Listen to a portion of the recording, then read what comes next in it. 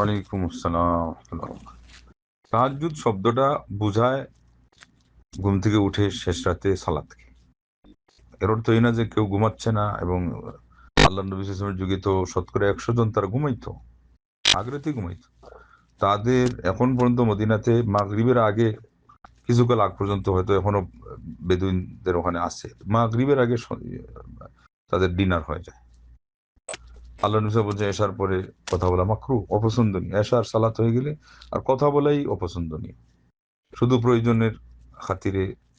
তাও ইলমের কথা, ওইদিকে উনি যুদ্ধের প্রস্তুতি নিতে গেলে আলিমগণ এটাও ব্যাখ্যাতে আনছেন, তার মানে নেসেসারি। এগুলো ছাড়া সব কাজ আগে গুছাইতে হবে।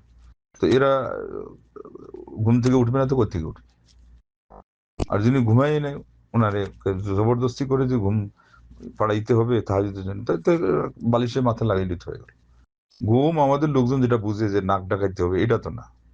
ওই বালিশে মাথা রেখে আমি আসি চোখ বন্ধ করে, এটাও তো ঘুম, এটাতে রেস্ট হয়। কাইলুলা দুপুরের যেটা, এটা কিন্তু ওই ঘুম উদ্দেশ্য না, ওটা হলো মোটামুটি একটা বিশ্রাম নেওয়া। তো যাদের মনে শান্তি না আসে ওরা ওগুলো করো, মাঝখানে কিছুক্ষণ ঘুমাক। আবার এমন না হয় যে এরপরে সব চলে যায়, ফজরও চলে যাবে। আর দেরিতে ঘুমায় যদি আসল ওইরকম ঘুম গভীরে চলে যায়, তা তাহাজ্জুদ তো যাবে যাবে, ফজরও যাবে। এটাতে আসলে এরকম কোনো বিষয় না, এটা শর্ত না। আর আমার সালাদ যদি তাহাজ্জুদ না হয় কিয়ামুল লাইল বলা হয়, তো ওটা তো অসুবিধা কি? আমি নামাজ পড়তেছি, নামাজ তো নামাজি। রাতের শেষ তৃতীয়াংশে আল্লাহ পাক দুনিয়ার আসমানে এসে ডাকেন, যেই তার ডাকে সাড়া দিচ্ছে একই। এটাকে বলা হয় লা মুশাহাতা ফিল ইস্তিরা, পরিভাষার মধ্যে কোনো ব্যবধান নাই। তো ও যারা ওটা বুঝবে না, ওদেরকে বলেন যে এটা তাহাজ্জুদ তো আমার পড়া শর্ত না। আমার শর্ত, মূল কথা হলো শেষ রাতে সালাত পড়া। কিয়ামুল লাইল বলা হোক আর তাহাজ্জুদ বলা হোক, রমজান উপলক্ষে যদি লোকজন শেষ রাতে সবাই মিলে জামাতে তারাবি পড়ে, তো সালাত পড়ে তারাবি বলা হবে। তিনটা নাম। আল্লাহ নবী সাল্লাল্লাহু আলাইহি ওয়াসাল্লাম প্রথম রাতে প্রথম অংশে পড়ছেন, দ্বিতীয় রাতে মাঝের অংশে পড়ছেন, তৃতীয় রাতে শেষ অংশে পড়ছেন। এটাকে সবগুলোকে কি বলা হয়? তারাবিহ। তাহলে রাতের সালাতের মূলত তিনটা নাম, এক একটা শব্দের বিশেষ বৈশিষ্ট্য হলো এক একটা। তাহাজ্জুদ সাধারণত ঘুম থেকে উঠে শেষ রাতে পড়া।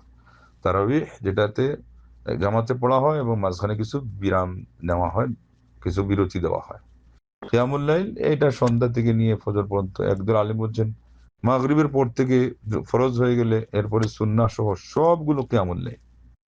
তো এখন ওই কিয়ামুল লাইল এটা ঢুকে দিবে সুন্নাতে মুআক্কাদা সহ, ওইটা রাতের শেষ ভাগে হয়েছে।